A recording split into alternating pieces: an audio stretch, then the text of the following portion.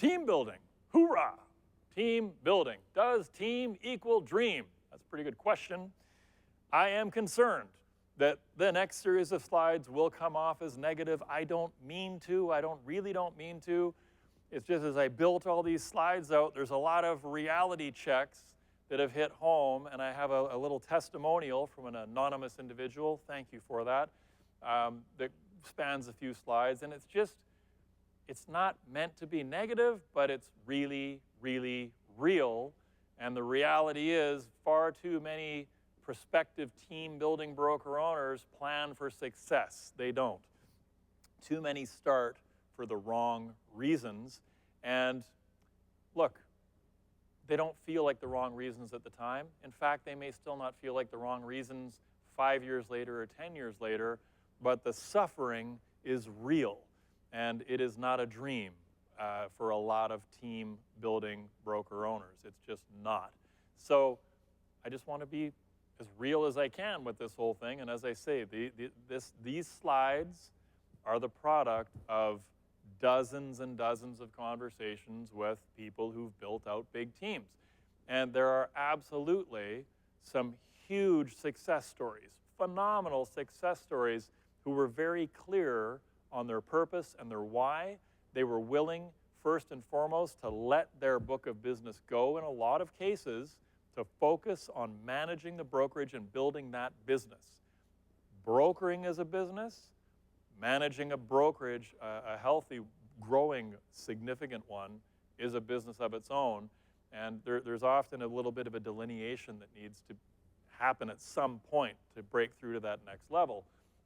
Although everybody will do it in their own way for their own reasons. But start with why, as I say, and put pen to paper and write down what are the reasons I want to build a team for, right? And a lot of that comes from the heart. A lot of that comes from the heart. And look at that answer and then ask yourself again, why? Like, why am I doing this? I understand that I want to help people, but then again, I need to put the oxygen mask on myself. Am I helping myself? Is this helping me grow into my future best self? Is this helping my family? Is it tightening my family up? Is it aiding my family in some way or not? And repeat, why? And as I say, it's often to help people. And that's genuine, and it's appreciated, but there's a lot of other ways you can help people beyond bringing mortgage agents into your life on a permanent full-time basis, because that can become its own kind of beast. But we'll get into that here as we roll through these slides. The other reason that I often hear is to create passive income. Yeah, I'm going to avoid going on a rant about passive income, but that's just not a real thing. Other humans in your life require interaction, management, oversight, support, coaching, therapy. They require a lot of things. So managing a brokerage is anything but passive income. And I also hear the idea is to have an asset to sell down the road. And I think it's really important to keep in mind that a broker's book of business is a difficult asset to sell because the broker themselves are the asset, and a brokerage, unless it scales to a certain level, is also a difficult asset to sell, because finding that magic combination of somebody with the scratch to write the check and the desire to manage the brokerage and the skills to manage the brokerage and hold it all together, that is a really difficult combination. And boy, oh boy, if you're lucky enough to find somebody that's got the ability to write the check and the skills to take over the operation and make it all work, that's fantastic. But that tends to only happen at higher levels. It doesn't tend to happen at lower levels, so you've got to build and build and build something pretty significant to get there. So it's not like you're not selling your team of 3 or 4 or 5 agents for a lifetime retirement type check. What's real? Well, there's people you wish would leave, and they won't. That's a fact. You know, you're going to have people on your team that you wish weren't, and they're just going to be there. They won't leave at all. And the people that you wish would stay, they don't. And that's a reality that, again, you've got to be prepared to deal with. You're going to perpetually have people breaking up with you, people dumping you. That's what it's going to feel like, right? Because it's always emotional. It's always emotional to some extent. And then you're going to have the people that just stay, you know, and they just won't leave, right? It makes me think of the Ryan Reynolds candle commercial. Like at some point, you're wishing you could just light this candle and would you guys go? Please, like take a hint, right? Like it's time. But that's the reality of a lot of different teams. You see this churn of amazing people, and you're stuck managing some challenging people. And as I say, passive income isn't a real thing. It is just not a real thing. You're still the primary asset. It really largely boils down to management in so many cases.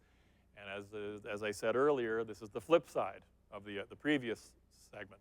People don't join companies, they join people. And that's one of the challenges with a smaller team in particular.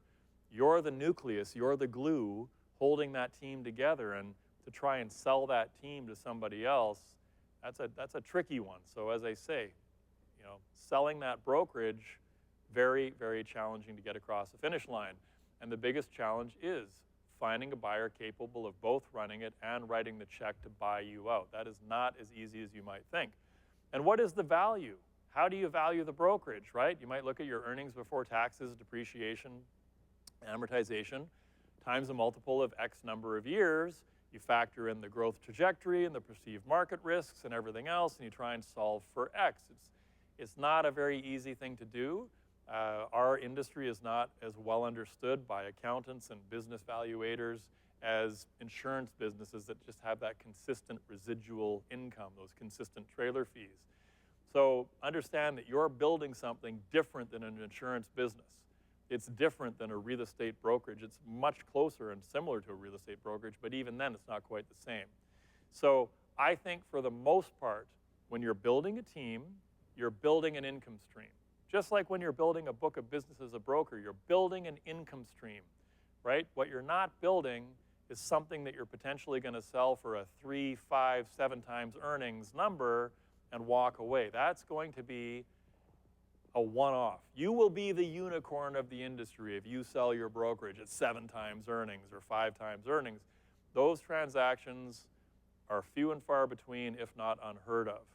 So it is not like the insurance industry, for instance. That's the example I would use, because it's close, but it's not the same. And who signs up to work these crazy hours to maybe get paid? I mean, you should give your broker owner a hug the next time you see them. You should send them a text or an email right now and say, hey, I really appreciate you. I thank you.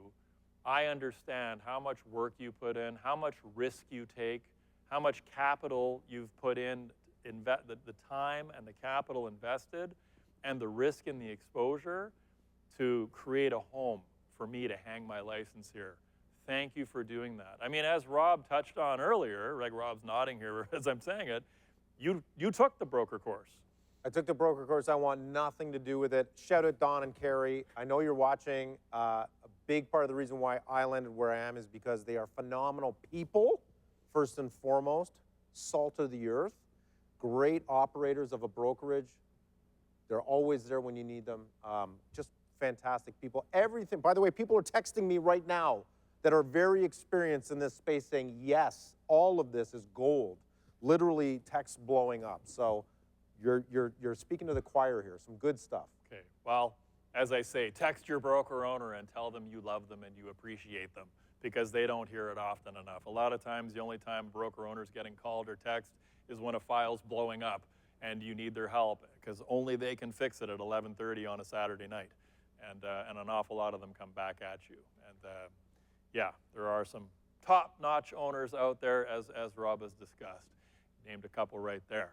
But, you know, these are the people who sign up to work these crazy hours and maybe get paid. And that's what you need to think about. If you're thinking about building your own team, you're going to invest hours and hours and hours into someone. Now think about the clients. You invest hours and hours and hours into a client who maybe closes with you.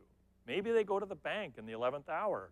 Now you're investing all those hours and hours and hours into a broker, a mortgage agent or mortgage broker to help them hopefully not have their client duck off in the 11th hour. And if that broker manages to close that file, you will earn 3, 5, 10, 15, 20, whatever it is, cents on the dollar versus just going and closing your own files.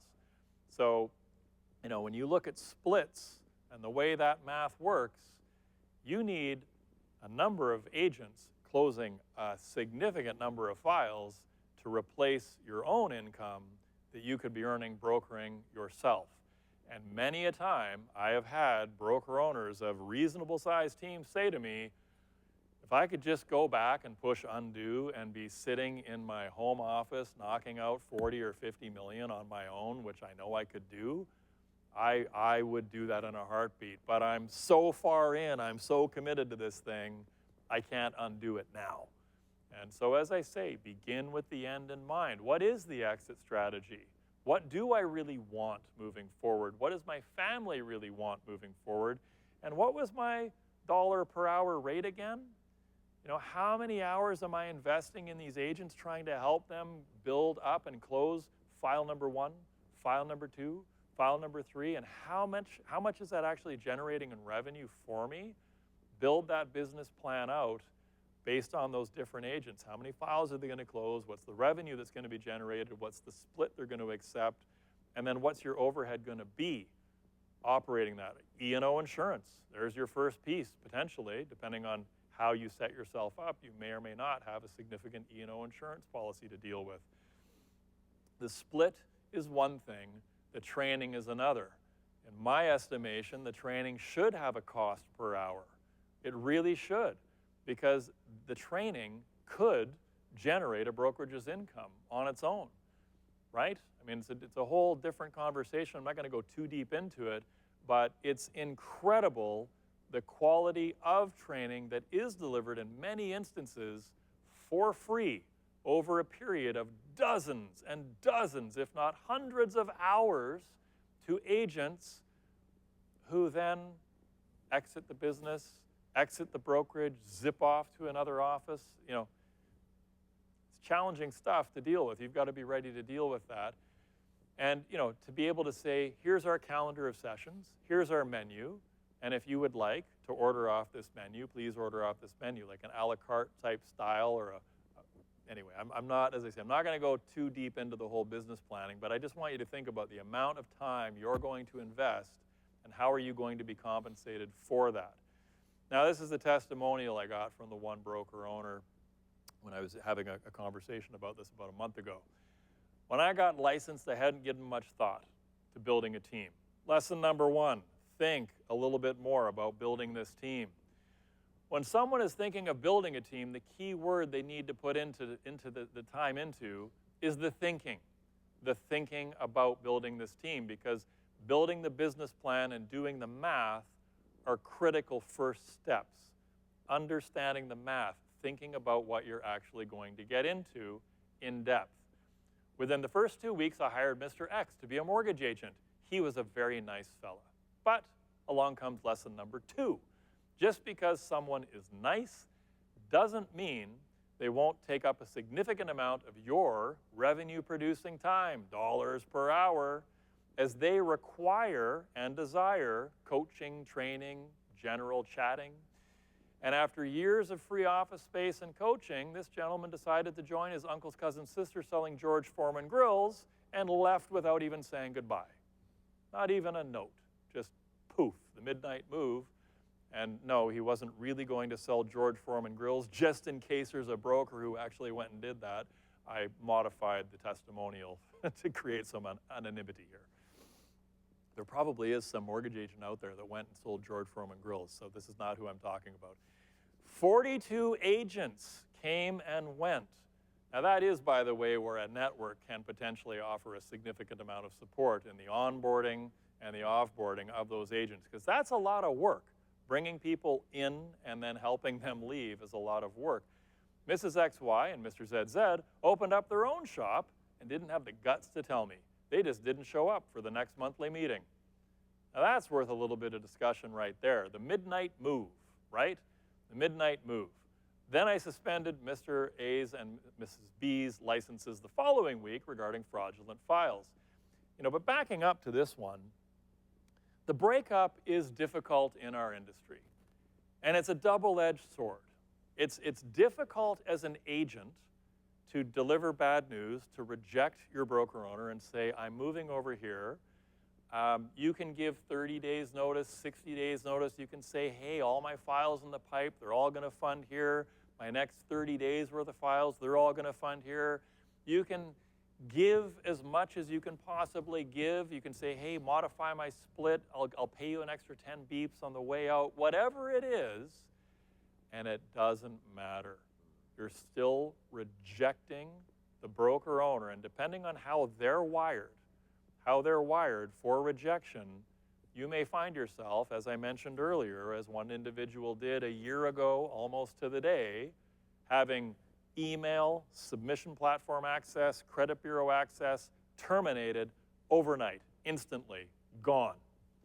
All of their plans for a graceful exit, all of that agent's plans for a graceful exit, whoosh, up in smoke, up in smoke. Clients are now emailing that email address, and they can't reach the broker. You know who they're reaching? They're reaching the broker owner. You think he's passing on? I almost said the gentleman's name. You think they're passing? No, they're not passing on the contact information. They're building a fence around that. And by the way, who owns the book of business? Who owns the clients? I can speak succinctly to BC. If you are not incorporated, which means you're a sub-mortgage broker, the brokerage you work for owns the database. Under the Privacy Act, it's within their rights to contact your clients, your database. When you leave and you're no longer a sub-mortgage broker, AKA employee of that brokerage, you no longer have the right to contact those clients with whom you worked previously. When you're incorporated, under the regulations in the province of BC, when you're incorporated, technically that makes you a designated individual, and now it's your database. Now it's your database. So, there's some interesting nuances in that. But you wind up with these situations and other agents hear about them and they think, whew, if I'm ever moving, I've got to make sure I've got everything set up, ready to go, and then I got to basically just do the midnight move, right? Like Mr. X. That's the only way it's going to work. I'm going to have to just move at midnight. Otherwise, they're going to blow my business up and make my life a living hell. So it's almost like that vicious circle because of things that have happened out there. And so then you have broker owners wondering why people make a midnight move. Well, maybe it's because the last person that gave you 2 months' notice, you chopped their head off and put it on a stick and stuck it in the town square for all the other agents to look at. I mean, what do you expect? Or maybe it's because that agent's friend left a different office and that was their experience over there. And even though you're not that managing broker, they think that's how the industry works. So it isn't personal, it isn't against you. They were just afraid, and they're concerned about their clients. How am I going to get my clients' files across the finish line? So it's a really tricky, there's no solution in this, clearly, right? There's no easy answers in this. But as I say, this testimonial of this person that was running a team of 42 agents that cycled through over the years carries on, dealing with fraud, and then more fraud, dealing with 2 more agents regarding separate incidents with the regulator. Time-consuming, stressful, costly, right? Not awesome, not awesome. And there are many, many stories that go with each of the 42 agents. So, lesson number 3, know what you're getting yourself into from all aspects. Compliance, agents leaving for what they perceive are greener pastures, impacting brokerage income and possibly your license. There's so many different things that happen here. When we have agents leave, we do everything we can to roll the red carpet out at the exit door because a lot of times the grass is not greener on the other side and they come right back in shortly thereafter. There are so many components to being a broker owner. Life is a journey, moment by moment, no regrets. This is how this email ended. Stay positive, be a giving, thoughtful human. If you serve this way, you make the world a better place. Sincerely, and I replace their name with a wonderful human being, because you are. I think you're probably on the call right now, and you are. You're a wonderful human being.